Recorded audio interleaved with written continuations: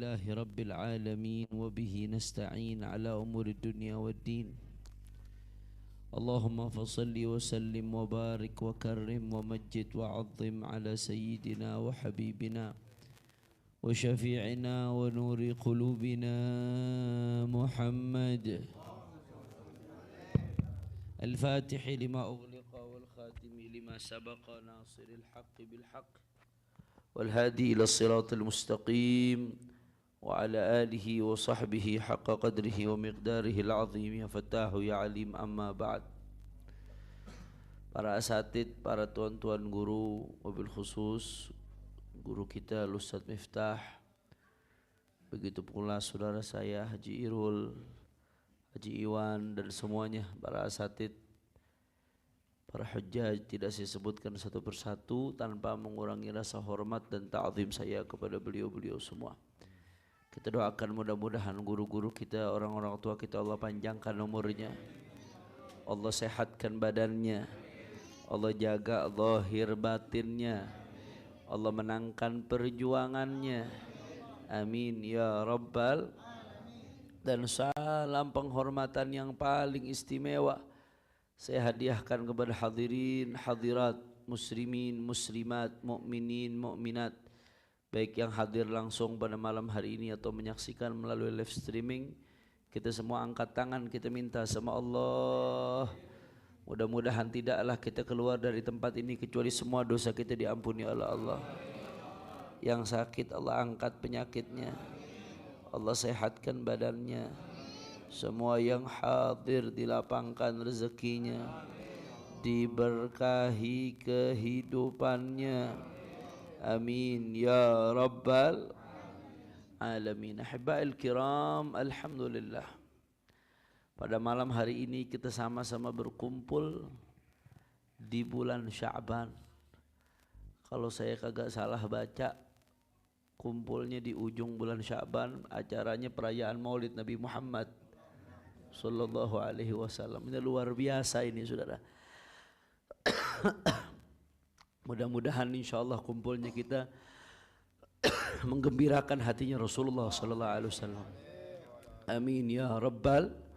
Saya minta maaf kalau suara saya kurang jelas karena memang lagi habis, suaranya lagi habis.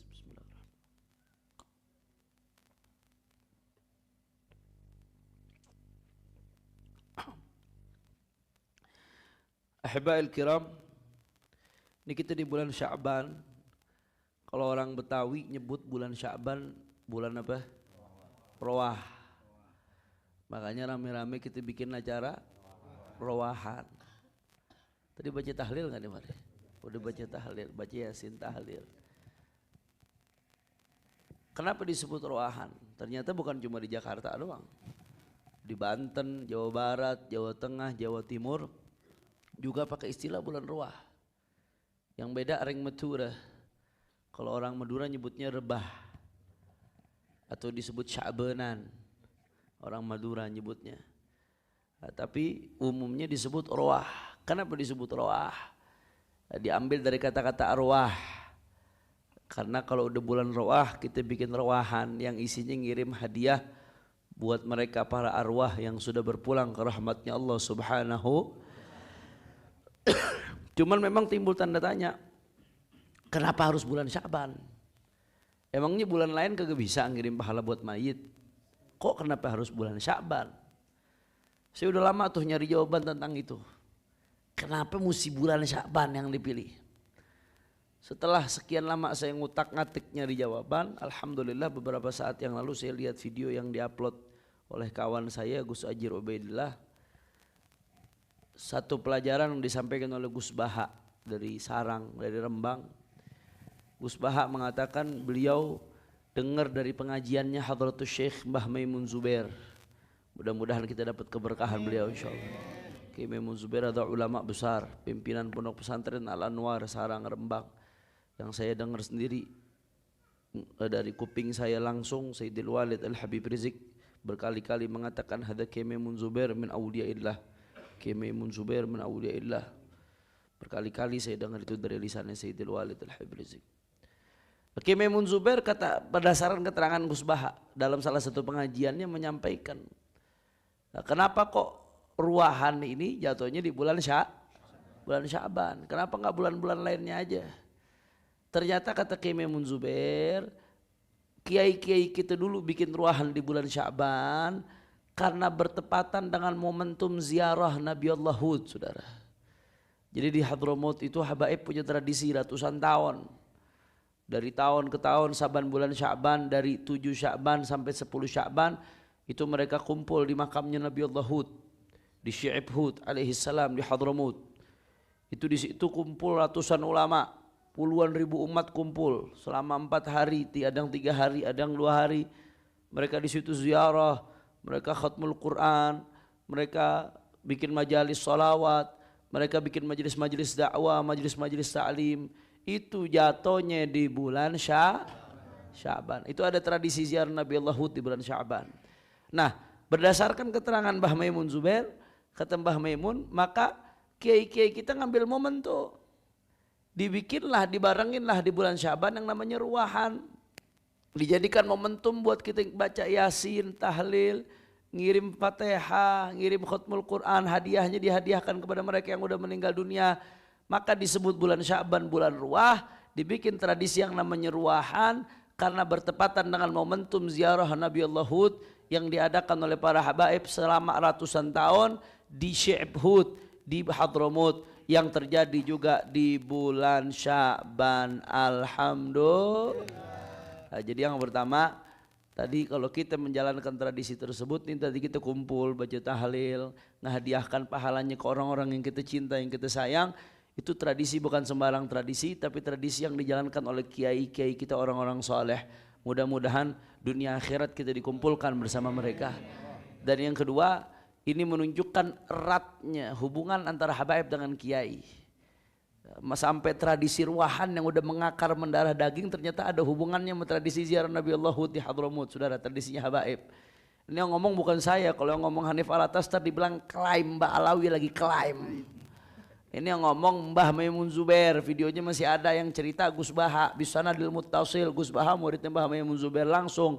Itu kalau mau komplain sama Mbah Maimun, saudara, kalau berani. Nah, beliau seorang mu'arrikh, ahli sejarah, ahli tafsir juga. Ini menunjukkan betapa eratnya hubungan antara habaib dengan kiai, sehingga sampai tradisi rawahan yang begitu mengakar sekalipun ternyata punya hubungan historis dengan tradisi habaib ziarah Nabi Allah Hud. Sehingga insya Allah sampai gigi berjenggot lagi, saudara. Mereka-mereka yang berusaha buat mecah belah habaib dan kiai sampai hari kiamat insya Allah nggak akan pernah berhasil. Insya Allah. Kemudian ini sekarang zamannya medsos. Orang bisa ngomong seenaknya, era keterbukaan informasi. Ada sisi positifnya, mengakses informasi gampang. Tapi sisi negatifnya siapapun bisa ngoceh apa aja. Itu sisi negatifnya. Sampai orang yang gak ahli pun bicara apa yang bukan bidangnya dia. Seenak-enaknya orang ngomong sekarang di medsos. Termasuk masalah ini nih. Tuh orang Cipinang apa-apaan tuh. Bikin ruahan, tahlilan, haul, dihadiahin pahala buat mayit. Emangnya barang bisa dihadiahin? Al-Quran loh yang ngomong. Wa an laisa lil insani illa ma sa'a. Di Al-Quran ada ayat Allah mengatakan wa an laisa lil insani illa ma sa'a. Kata Allah Subhanahu wa taala, seseorang enggak memiliki apapun kecuali hasil apa yang dia kerjain. Apa yang dia amalin itu pahala yang dia punya. Enggak bisa amalan dihadiah-hadiahin dari orang lain. Ini Al-Quran yang ngomong nih. Wa an laisa lil insani illa ma sa'a. Seseorang enggak memiliki apapun kecuali hasil amalnya sendiri. Kok enggak bisa dihadiah-hadiahin? Emangnya barang dihadiahin? Lagian juga ngapain sih orang Cipinang pakai bikin ruahan, pakai bikin haul, pakai bikin tahlil segala? Emangnya Nabi Muhammad waktu Siti Khadijah meninggal dibikinin tahlil? Emangnya para sahabat waktu Nabi Muhammad meninggal dibikinin tahlil, dibikinin haul, dibikinin ruahan? Emangnya para tabiin waktu sahabat meninggal pada bikin ruahan, tahlil, haul? Kagak. Ini ngapa orang Cipinang jadi bikin-bikin? Nabi aja kagak ngerjain, sahabat kagak ngerjain, tabiin kagak ngerjain. Kenapa lu pada bikin-bikin begitu? Ini berarti bid'ah nih. Kalau udah bid'ah sesat, kalau sesat neraka. Lah timbang ruahan masuk neraka, lebujuk, saudara. Nah, ini sekarang tashkik, upaya untuk membuat umat jadi ragu akan amalan yang sudah diajarkan oleh para ulama-ulama terdahulu sekarang terpampang secara lebar, tersebar secara luas di medsos-medsos. Kalau kita nggak paham dengan baik, khawatir bukan generasi kita tapi generasi anak cucu kita yang udah goyang nanti saudara. Na'udzubillah min. Maka apa jawaban dari itu semua Habib? Sebelum saya mau jawab, ini udah jam 9 lewat ini. Biasanya di villa ceramahnya sebentar, main yang lama. Ini ngajinya lanjut apa kagak? Ah semangatnya letoy-letoy banget ini. Ngajinya lanjut apa kagak? Masih semangat? Yakin? Saya mau dengar dulu semangatnya Miftahul Abidin. Semua angkat tangannya, takbir. Ya, kalau udah takbir setan-setan yang bikin ngantuk pada kabur tuh saudara. Allahumma sholli ala Muhammad.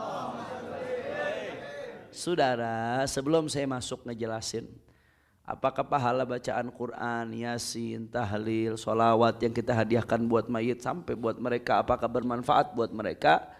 Sebelum saya masuk jelasin itu, saya mau jelasin beberapa hal dulu. Ada 5 amalan. 5 amalan yang disepakati oleh ulama. 5 amalan ini kalau dikerjain sama orang yang hidup, diniatkan buat si mayit, maka akan bermanfaat buat mayit. Ini disepakati muttafaq alaih. Baik ulama yang tahlilan atau yang anti tahlilan. Baik ulama yang ruahan atau yang anti ruahan. Baik yang doyan hol kayak orang Cipinang nih, atau yang anti sama begitu-begituan yang depan ngebitain. 5 amalan ini sepakat, ulama sepakat bahwasanya 5 amalan ini sampai dan bermanfaat kepada mayit. Apa amalan yang pertama? 1, doa. Doa sampai kepada mayit. Dalilnya apa, Beb? Dalilnya di Al-Quran. Allah Ta'ala berfirman, وَالَّذِينَ جَاءُوا مِنْ بَعْدِهِمْ يَقُولُونَ رَبَّنَا اغْفِرْ لَنَا وَلِإِخْوَانِنَا الَّذِينَ سَبَقُونَا بِالْإِيمَانِ.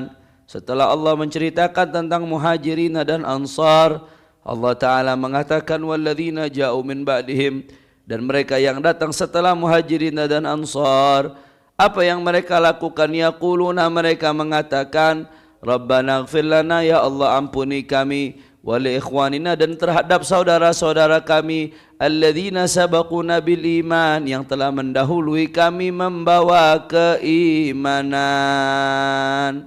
Al-Quran ngajarin kita doain saudara kita sesama mukmin yang udah meninggal duluan.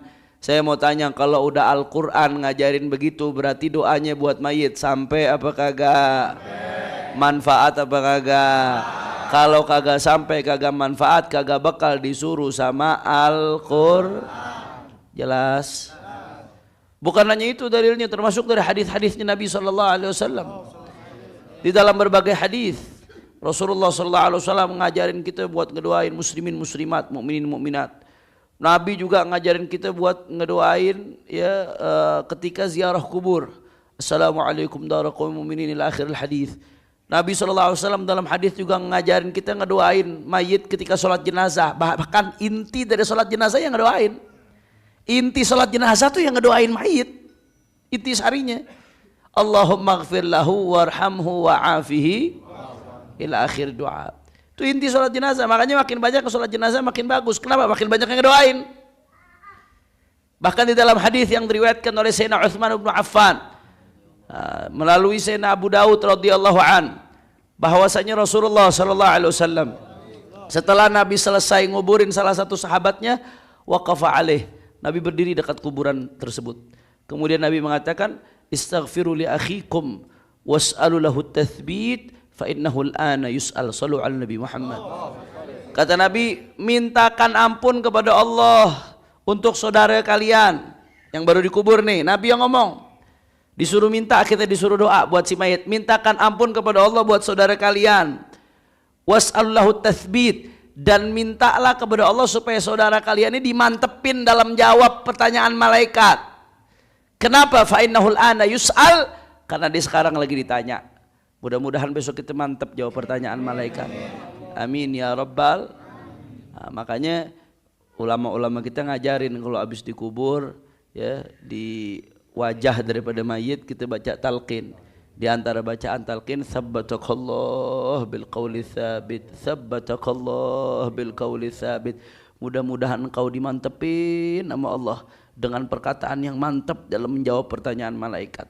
Mudah-mudahan dikasih mantap sama Allah dalam menjawab pertanyaan malaikat. Mudah-mudahan dikasih mantap sama Allah jawab pertanyaan malaikat.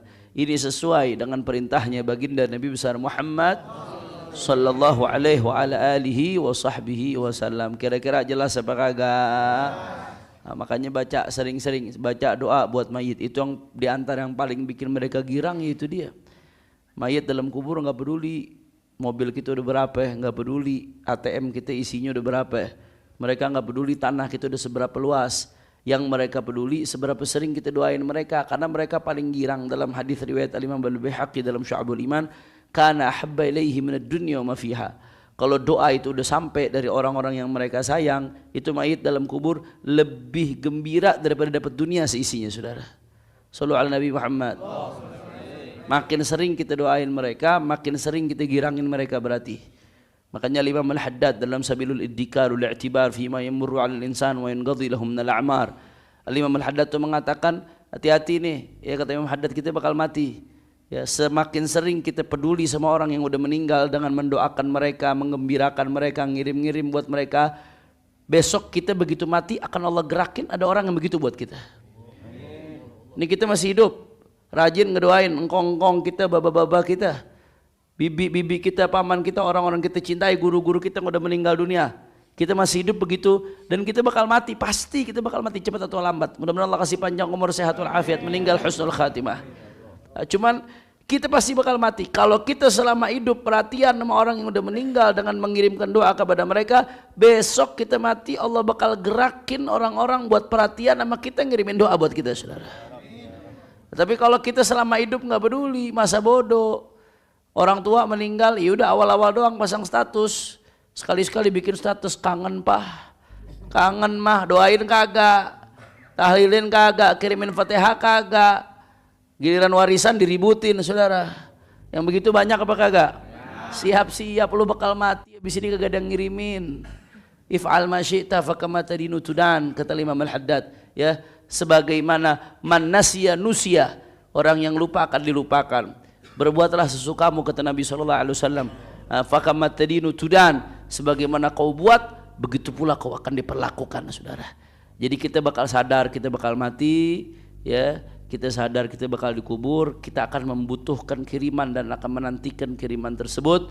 Maka kalau kita mau diperlakukan seperti itu setelah kita mati, semasa kita hidup, banyak kirimin doa, kirimin pahala buat mereka yang sudah berpulang ke rahmatnya Allah subhanahu.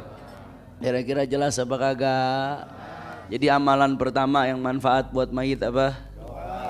Orang kompak pertama apa? Nah, ini baru seger nih. Yang kedua, sedekah. Di antara amalan yang disepakati sampai kepada mayit, sedekah. Apaan? Sedekah. Di dalam hadis riwayat Al-Imam Bukhari Muslim, ada seseorang datang ke Rasulullah sallallahu alaihi wasallam, ya Rasulullah, inna ummi iftatalat nafsuha wa lam tusi wa adhunnuha law tasaddaqat takallamat, law takallamat tasaddaqat. Afalaha ajrun in tasaddaqtu anha. Kata ada seorang sahabat datang ke Nabi, ya Rasulullah, ibu saya udah meninggal duluan ya Rasulullah, belum sempat pesan, udah keburu meninggal duluan ya Rasulullah, dia nggak sempat wasiat. Wa adhunnuha law takallamat tasaddaqat, dan saya kira ya Rasulullah, ibu saya andai sempat ngomong dia bakal sedekah atau minimal pesan buat sedekah. Afalaha ajrun in tasaddaqtu anha ya Rasulullah, apakah ibu saya dapat pahala kalau saya sedekah buat ibu saya yang udah meninggal, dia dapat pahala apa kagak tuh ya Rasulullah? Akhirnya kata Nabi SAW, qala na'am, kata Rasulullah, iya dapat pahala. Kalau kamu sedekah buat ibu kamu yang udah meninggal, diniatin buat dia, dia dapat pahalanya. Alhamdulillah. Maka kalau kita sedekah, niatin juga buat orang tua kita, biar dia dapat pahalanya. Ada pertanyaan, Habib, kalau saya sedekah, saya niatin buat orang tua, sayanya dapat pahala apa kagak, Beb? Saya sedekah, Beb, saya niatin buat orang tua, kitanya dapat gak pahala? Pahala sedekahnya dapat gak? Lah kan udah dikasih. Bagaimana ceritanya? Ya dapat, fadlullah wasi'. Kita lagi bermuamalah sama Allah, anugerah Allah luas.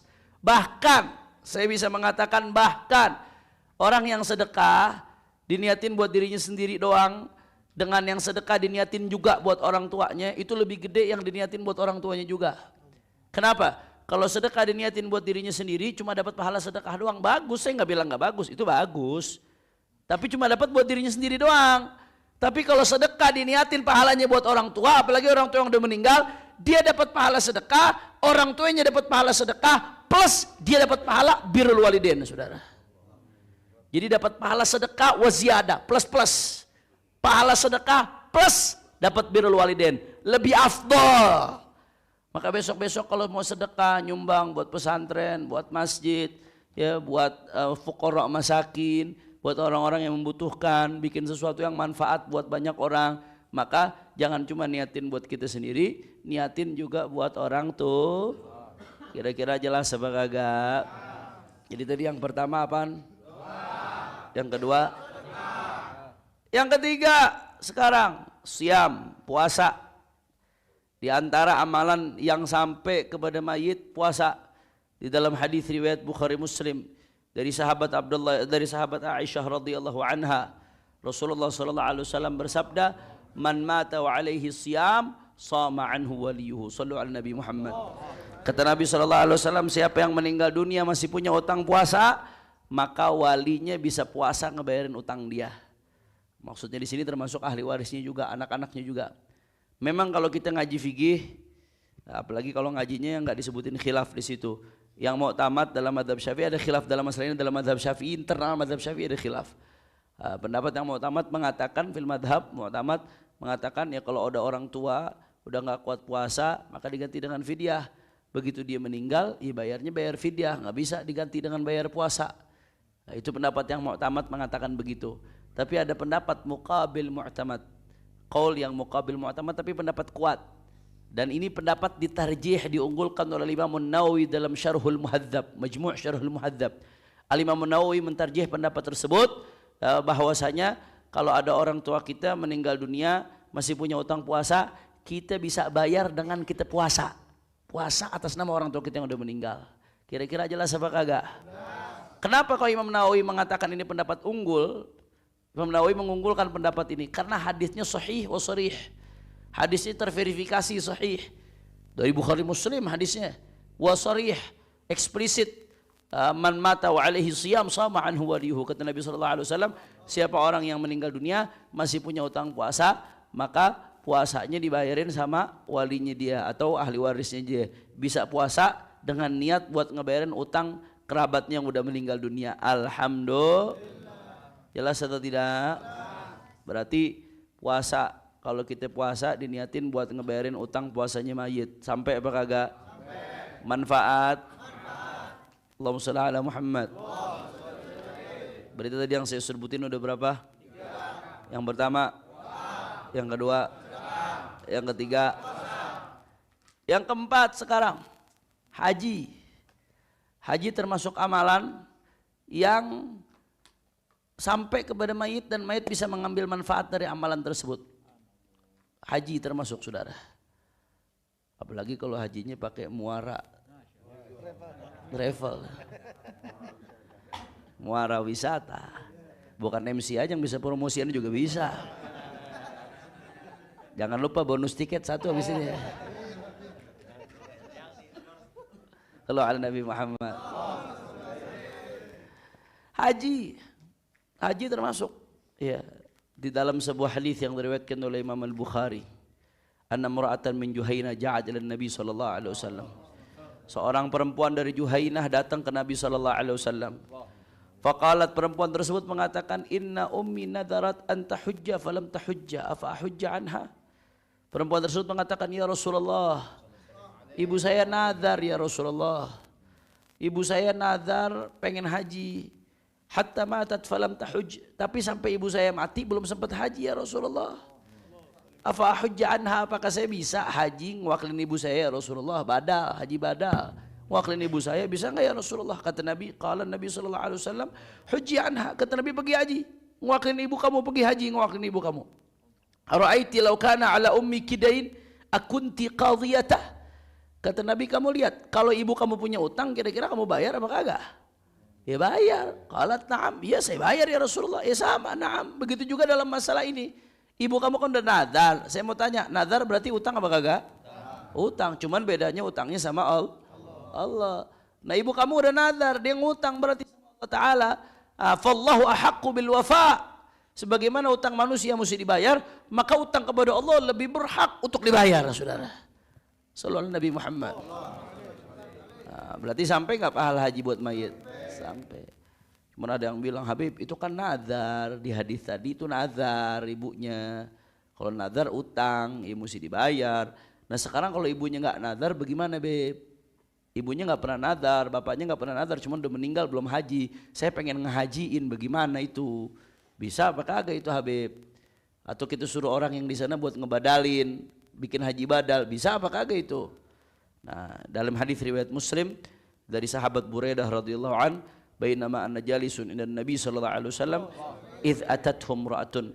Kata sahabat Buraidah, ketika aku duduk di sisi Rasulullah sallallahu alaihi wasallam, tahu-tahu datang perempuan yang nanya sama Nabi Muhammad sallallahu alaihi wasallam. Sebelum saya lanjutin masalah ini, perhatiin baik-baik. Baik di hadis yang tadi, yang sebelumnya tentang haji nazar, atau yang sesudahnya, ini yang datang ke Nabi sama-sama perempuan, sama-sama nanya ke Rasulullah sallallahu alaihi wasallam. Ini menjadi pertanda ya bahwasanya Nabi Muhammad memberikan kesempatan kepada perempuan buat belajar sebagaimana laki-laki didorong buat belajar. Jadi sahabat-sahabat yang perempuan datang kepada Nabi, nanya, belajar sama Rasulullah. Bukan yang laki doang yang belajar. Nah, jadi ini seolah-olah ada yang pengen bikin narasi Islam ini mengkekang perempuan. Supaya perempuan nggak belajar, perempuan dibiarin hidup tumbuh bodoh. Kata siapa? Rasulullah ngajarin sahabat-sahabat yang perempuan, dibuka pintu sama Nabi buat nanya, yang mau nanya silahkan.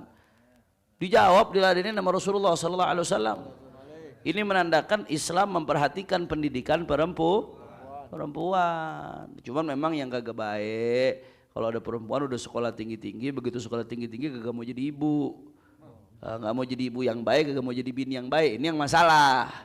Namanya lupa kewajiban. Selama masih menjalankan kewajiban, jadi kadratnya perempuan, jadi ibu yang baik, sekolah setinggi-tingginya itu didorong sama Islam. Yang penting jangan ngelanggar syariat.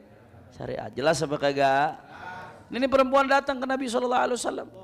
Ya Rasulullah, inni tasaddaqtu ala ummi bijariyatin wa innaha matat. Ya Rasulullah, saya ngasih budak buat ibu saya ya Rasulullah. Tapi ibu saya udah meninggal ya Rasulullah. Nah, karena budak ini kan kayak barang zaman dulu, bisa diperjualbelikan, bisa diberikan, bisa dihibahkan. Itu budak zaman dulu begitu. Ini orang nih perempuan ngasih budak ke ibunya, tapi ibunya meninggal sekarang. Berarti kan jadi warisan. Budaknya balik lagi ke saya ya Rasulullah. Nah pertanyaannya seolah-olah dia pengen nanya, ini dapat pahala apa kagak nih budak balik lagi ke saya?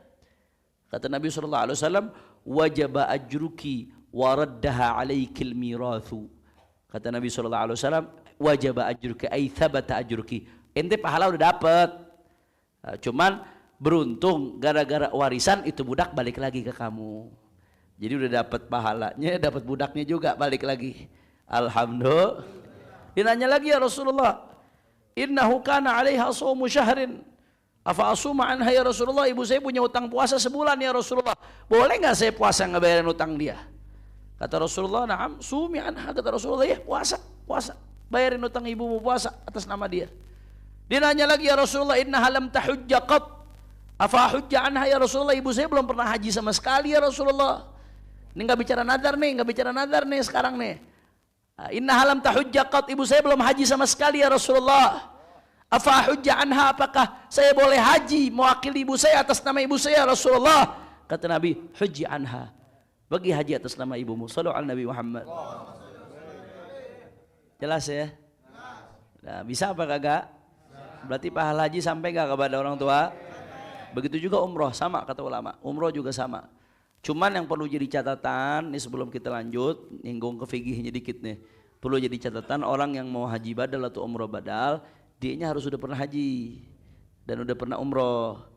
Ya kalau yang ngejalaninnya ya. Beda halnya kalau kita nitip ke orang lain, yang penting orangnya udah pernah haji.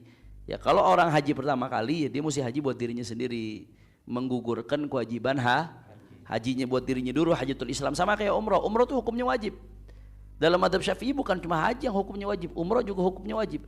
Al-hajju fardun wa kadzaka umrah lam yajiba fil umri ghaira marrah. Umroh seumur hidup sekali itu hukumnya wajib. Nih saya ngomong begini bukan gara-gara saya temannya Jirul, bukan. Gara-gara travel terus bilang umroh wajib, kagak. Hukum kagak bisa dirubah. Umroh sama hukumnya wajib juga. Seumur hidup sekali itu umroh wajib bagi yang mampu. Al-hajju fardun wa kadzaka umrah lam yajiba fil umri ghaira marrah. Dalam madzhab Syafi'i bukan cuma haji yang wajib, umroh juga wajib hukumnya. Nah, kalau ada orang umroh pertama kali, waktu berangkat tuh pertama kali, kalau umroh kan sekali berangkat bisa bikin berkali-kali umroh. Sekali berangkat bisa 5 kali umroh, 7 kali umroh, asal kuat aja sekali berangkat ya. Umroh yang pertama buat dirinya sendiri dulu, gugurin kewajiban dia dulu. Umroh yang berikutnya baru buat hadiah buat orang lain. Umroh atas nama ibunya, umroh atas nama bapaknya yang udah meninggal dan seterusnya dan seterusnya. Kira-kira jelas apa kagak? Jadi amalan yang keempat yang sampai buat mayit apa? Haji. Tadi yang pertama, yang kedua, yang ketiga, yang keempat. Haji. Sekarang yang kelima, ngebayarin utang. Ngebayarin utang buat mayit ini sepakat. Mau ulama yang tahlilan, yang enggak tahlilan, ulama yang ruahan, yang enggak ruahan, sepakat ngebayarin utang buat mayit, itu pahalanya sampai ke mayit, manfaat buat mayit. Ya tadi di hadis yang berbicara tentang haji, Rasulullah ngasih analogi, araiti law kana 'alaiha ala ummiki dainun akunti qadiyatahu. Kata Nabi, bagaimana kalau ibu punya utang kamu bayar apa kagak? Nah, Rasulullah, ya Rasulullah. Berarti secara tersirat Nabi pengen bilangin, ya utang juga bisa dibayarin buat mayit. Bahkan Nabi SAW pernah suatu saat Nabi mau sholatin jenazah, jenazahnya belum bayar utang. Nabi kagak mau sholatin dulu, tunggu utangnya lunas dulu baru disolatin sama Nabi SAW. Begitu utangnya lunas baru disolatin sama Nabi SAW. Maksudnya bukan lunas, ada yang nanggung. Begitu ada yang nanggung baru disolatin sama Nabi. Nabi pengen ngasih peringatan, saking bahayanya utang, nggak main-main tanggung jawab di hadapan Allah Subhanahu Wa Taala. Begitu selesai baru disolatin sama Nabi SAW. Sallu ala Nabi Muhammad. Saudara, ya, itu menandakan bahwasanya membayarin hutang buat mayit itu pahalanya sampai kepada mayit. Ya karena ngebayarin hutang itu ibadah. Sebagaimana ngutangin orang itu ibadah, pahalanya lebih gede dari sedekah. Karena orang kalau ngutang udah pasti kepepet. Kalau kita kasih belum tentu kepepet, tapi kalau ngutang udah pasti kepepet. Ngutangin orang itu ibadah. Sebagaimana bayar utang juga ibadah. Kata Nabi, rahimallahu mra'an samhan idza qada, samhan idza qtada. Kata Nabi SAW, Nabi gedoain, mudah-mudahan kata Nabi, Allah merahmati seseorang yang samhan idza qada, kalau bayar utangnya gampang, enggak bikin pegel. Mudah-mudahan Allah merahmati, kata Nabi, samhan idza qada, orang yang kalau bayar utang gampang. Jangan begitu ditagih utang galakan dia. Ada nggak yang begitu? Oh banyak pengalaman ini. Ima pengalaman jadi korban, ima jadi pelaku. Kalau ada Nabi Muhammad. Ya jadi termasuk yang sampai kepada mayit kalau kita bayarin utang buat dia, manfaat buat mayit. Jadi ada 5 amalan yang disepakati oleh semua ulama. Ini sampai kepada mayit dan dalil-dalilnya sharih dari Al-Quran, dari sunnahnya Nabi Muhammad SAW. Sekali lagi coba yang kompak semuanya, apa aja 5 amalan tersebut? Yang kedua, yang ketiga, apalannya mantep-mantep nih. Ini kalau coba di Cipinang kagak apal ini. Ini gara-gara di villa jadi apal ini. Masya Allah. Nah sekarang pertanyaannya, Habib, terus bagaimana soal menghadiahkan bacaan Quran buat mayit? Kita baca Quran, Yasin, kemudian baca tahlil, baca zikir, baca sholawat, dihadiahin pahalanya buat mayit. Itu kan kagak masuk ke 5 tadi. Sampai apa kagak tuh? Yang kita baca nih pahala Quran, Yasin, tahlil, sholawat, dihadiahin buat mayit pahalanya. Sampai apa kagak tuh? Mayit ngambil manfaat apa kagak tuh? Sampai enggak? Tahu dari mana? Dalilnya apa? Kita harus jujur, kita harus jujur. Ya memang kadang deg-degan sebagian nih. Jujur apa nih maksudnya Habib nih? Memang ada ulama yang bilang kagak sampai, ada ulama yang bilang kagak sampai. Siapa yang bilang kagak sampai? Ibnu Taimiyah sama Ibnu Qayyim, panutannya ulama Salafi Wahabi. Ibnu Taimiyah, Ibnu Qayyim dari ulama Hanabilah mengatakan kagak sampai pahala bacaan Quran, Yasin, tahlil dihadiahkan buat mayit itu kagak sampai. Kalau ada orang ngikutin Ibnu Taimiyah, Ibnu Qayyim ya urusan dia. Emang kita kagak wajib kok tahlilan, nggak usah dipaksa. Tapi masalahnya jangan usil sama orang yang tahlilan, sama orang yang ruahan, sama orang yang ngerayain haul. Itu yang jadi masalah. Kenapa? Karena yang mengatakan sampai itu mayoritas ulama. Yang ngomong nggak sampai dia doang tuh, dua tuh, ala ali wasahbi yang merombongan dia. Tapi yang mengatakan sampai mayoritas ulama, jumhur ulama ahlus sunnati wal jamaah, baik dari yang dari Hanafiyah atau Malikiyah atau Syafi'iyah atau Hanabilah, mayoritas ulama mengatakan hadiah pahala bacaan Quran, Yasin, tahlil, zikir buat mayit itu jelas apa kagak? Ini yang saya sampaikan ini ringkasan dari kitabnya Abu Yazid Muhammad bin Alwi al-Maliki. Kalau yang mau lebih lengkap bisa baca, bisa di-download kitabnya. Judulnya Tahqiqul Amal Fima Yanfa'ul Mayyit Minal A'mal. Satu kitab khusus Abu Yazid Muhammad cuma bicara soal ini, saudara. Ini yang saya sampaikan ringkasan dari kitab tersebut. Nah, jadi jumhurul ulama dimuat sama Abu Ya nas-nasnya. Mau dari Hanafiyahnya, Malikiyahnya, Syafi'iyahnya, Hanabilah mengatakan sampai. Itu manfaat buat mayit, itu amalan. Dalilnya apa, Beb? Jangan sembarang bilang sampai aja. Ini perlu dalil nih, urusan agama nih. Dalilnya diantaranya yang disebutkan oleh Abu Ya. Satu, kata Imam Suyuti, diantara dalilnya qiyas. Qiyas itu termasuk sumber hukum yang disepakati oleh madhab-madhab ahlus sunnah wal jamaah. Qiyas bagaimana maksudnya, Beb? Nih perhatiin baik-baik. Tadi kan kita udah bahas, ada 5 amalan yang sampai. Betul apa kagak? Ini sepakat nih. Ini sepakat. Mau yang anti tahlil, yang tahlilan sepakat nih sampai. Doa, sedekah, puasa, haji sama bayar utang. Nah, kata Imam Suyuti, kalau 5 ini sampai, ini ibadah, dihadiahin ke mayit sampai. Ya berarti ibadah yang lain kalau dihadiahin juga sampai, kan sama-sama ibadah. Nabi cuma nyebutin sampelnya doang, contohnya doang. Kalau 5 itu ibadah sampai, dihadiahin pahalanya buat mayit, berarti ibadah yang lain kalau dihadiahin juga sampai. Kenapa? Karena sama-sama ibadah. Saya mau tanya, baca Quran ibadah atau bukan? Baca Yasin ibadah atau bukan? Baca zikir ibadah atau bukan? Sholawat ibadah atau bukan? Lah kalau yang itu sampai, kenapa yang ini bilang gak sampai? Yang Nabi sebutin kan sampel. Kalau yang itu sampai, berarti Nabi ngasih contoh, oh ini sampai nih, ibadah-ibadah sampai. Berarti ibadah yang lain kalau dihadiahin ke mayit juga termasuk baca Quran, Yasin, tahlil, zikir, itu ibadah dihadiahin mayit sampai. Sebagaimana ibadah yang tadi juga sampai. Jelas apa kagak? Berarti alasannya kuat gak? Dalilnya kuat gak? Alhamdulillah. Itu yang pertama, qiyas itu, saudara. Dan qiyas ini termasuk sumber hukum yang disepakatin lintas madhab ahlus sunnati wal jamaah. Dalil yang kedua, ijma' sukuti. Ijma', ulama dari generasi ke generasi ratusan tahun pada ngamalin, ngehadiahin pahala buat mayit. Mereka pada ngamalin tuh dari tahun ke tahun di berbagai negara, dari berbagai madhab pada ngamalin. Dan enggak bin bighairi nakir, tanpa ada yang ingkar. Ulama semuanya sepakat pada ngamalin. Terus yang enggak ngamalin pun enggak ingkar. Kalau udah pada rame-rame ngamalin dari generasi ke generasi, dan rame-rame mereka juga enggak ingkar yang mengetahui, ini namanya ijma'. Sepakat, konsensus. La tajtami'u ummati 'ala dhalalah. Kata Nabi, enggak mungkin umatku sepakat dalam kesesatan, enggak mungkin. Kalau udah seperti itu namanya ijma', itu dalil juga.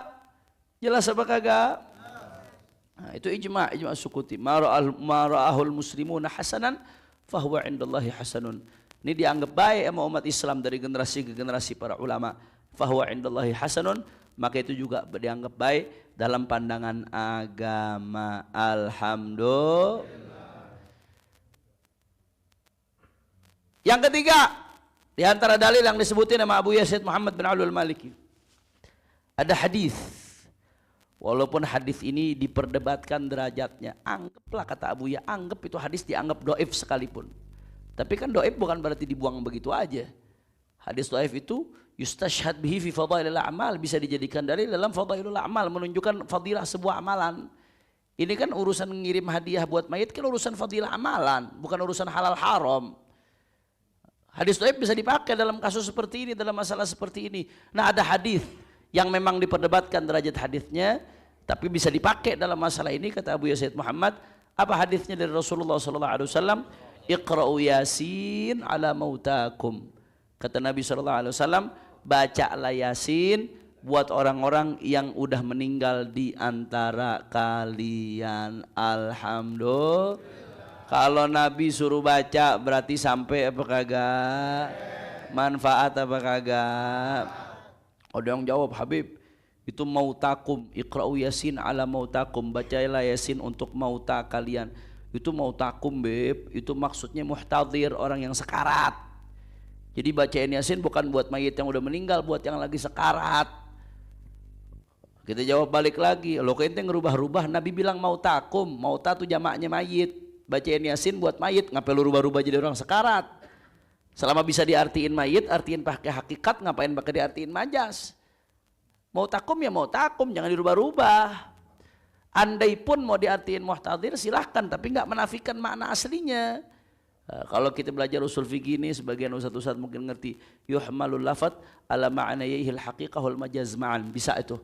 Selama memungkinkan bisa diartikan hakikat dan majaz sekaligus diartiin. Artinya begini, kalau mau diartiin bacain Yasin buat orang baik yang udah meninggal, emang udah meninggal atau yang lagi sekarat, nggak apa-apa, silahkan, boleh dua-duanya, tapi nggak menafikan arti orang yang udah meninggal.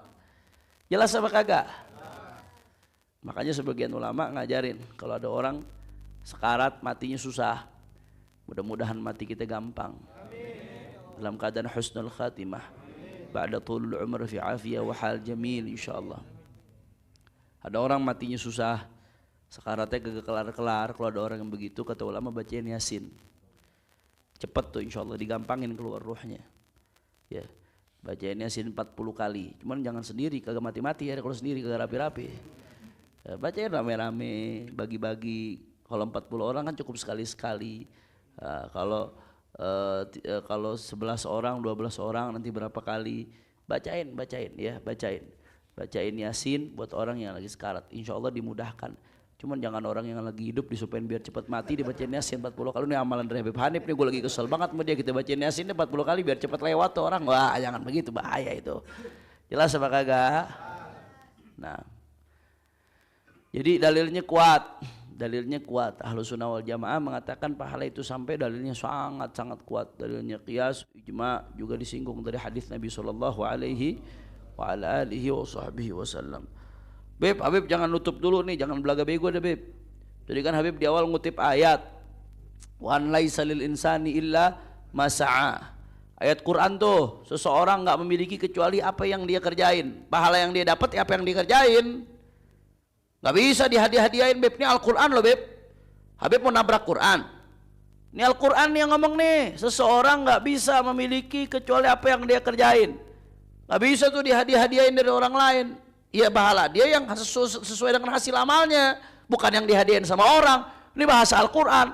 Itu Habib bikin ruahan, bikin tahlilan, bikin hol, mau nabrak Al-Quran, mau bertentangan dengan Al-Quran. Nah lo, saya mau jawab udah kemalaman ini. Cuman kalau nggak saya jawab, kalau saya nggak jawab, Miftahul Abidin jadi Wahabi rame-rame sudah. Lanjut. Allahumma shalli ala Muhammad.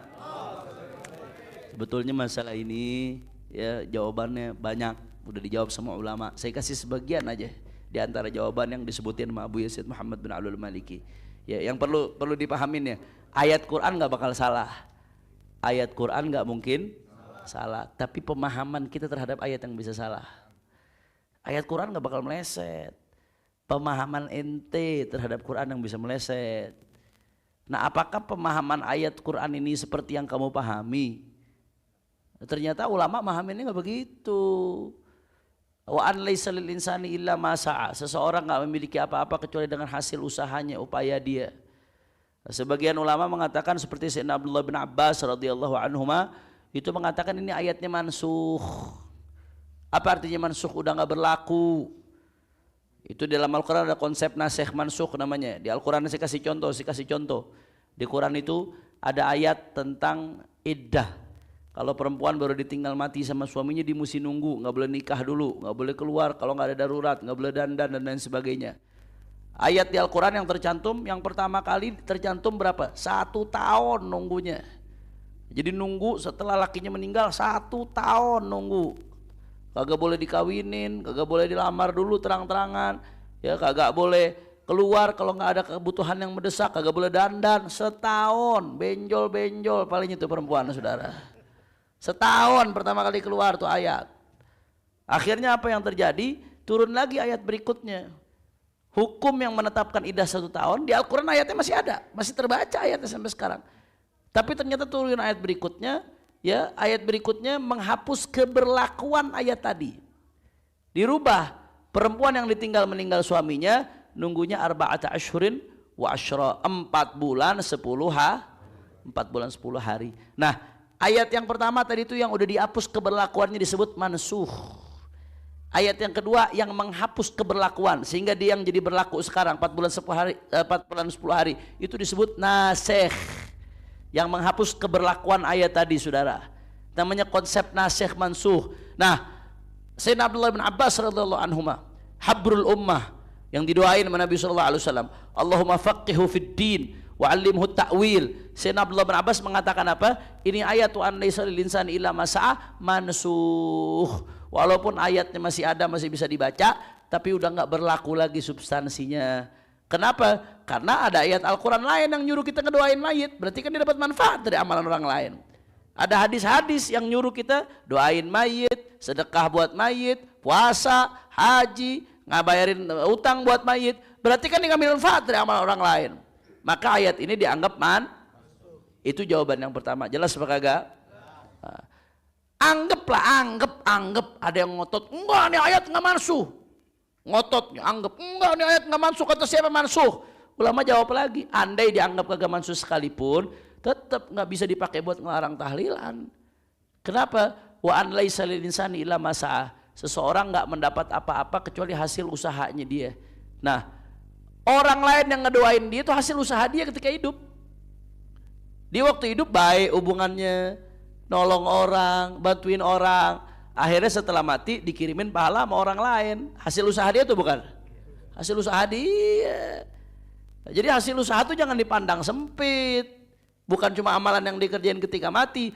Relasi yang baik, hubungan yang baik, jasa dia semasa hidup, yang bikin orang jadi ngedoain dia, yang bikin orang jadi ngirimin pahala buat dia, itu juga hasil usaha dia. Jelas atau tidak?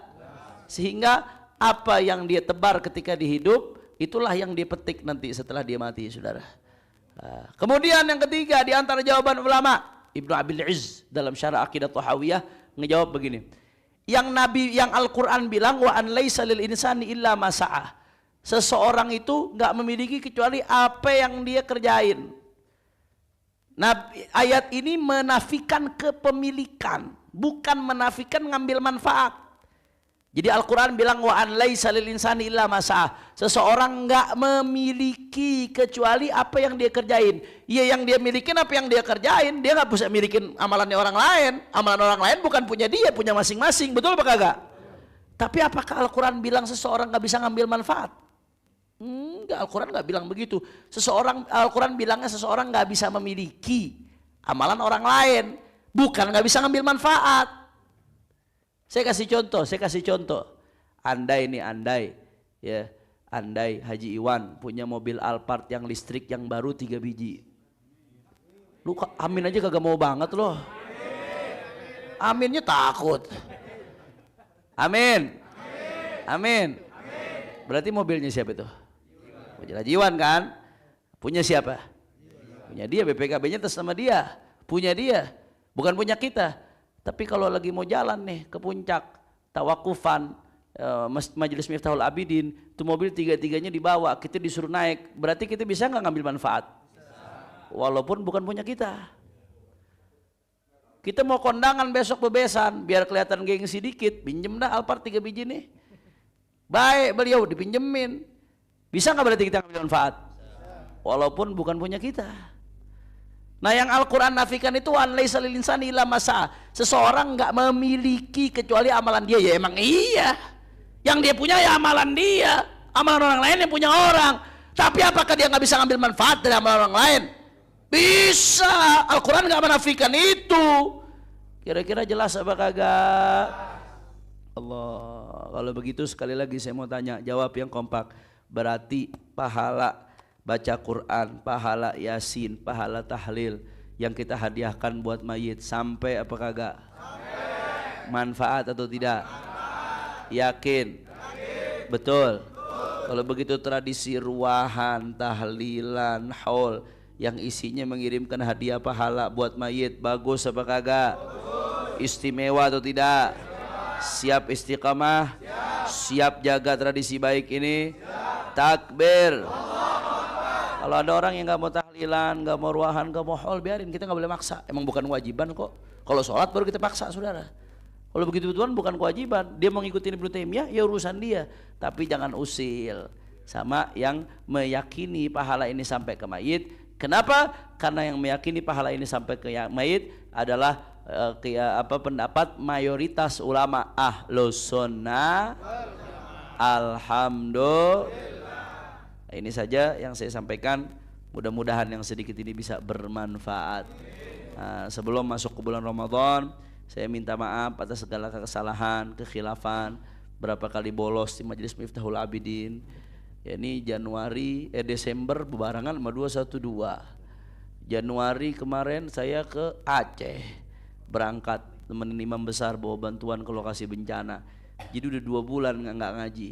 Ini baru ngaji lagi. November ngaji ya, ngaji November, sebelumnya ngaji terus tuh, alhamdulillah tuh.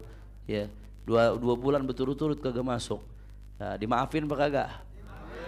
Ya, kalau lo kagak maafin, ngapain gue jauh-jauh kemari? Ya, saling memaafkan ya. Ya, sebagian sahabat mengatakan la najra ala istiqbal hilal Ramadan wa fi qulubina dzarratu hiqdin wa fi qalbi ahadina dzarratu hiqdin ala akhihil muslim. Kami enggak berani ngadepin bulan Ramadan sedangkan di hati masih ada dengki kepada sesama muslim. Jadi kita lapangkan hati kita, maafin orang yang salah, sama kita berusaha minta maaf kepada orang-orang kita salah kepada mereka, supaya masuk Ramadan hati kita bersih, hati kita siap buat nerima rahmat Allah, anugerah dari Allah. Mudah-mudahan Ramadan Allah kasih kita panjang umur, sehat walafiat, dalam keadaan taat, jauh dari maksiat, bisa khatmul Quran, dalam keadaan khusyuk, dan bisa tadabbur, bisa, mudah-mudahan Allah kasih kita bisa dapat Lailatul Qadar fi khairin lutfin wa afiyah ala hadhihi niyah wa likul niyah salihah jami'a syamilah li khairat dunya wal akhirah wa ala man wa as-salafun as-salihun inda istiqbal Ramadan wa ila hadratin Nabi Muhammadin sallallahu alaihi wasallam bisirril Fatihah.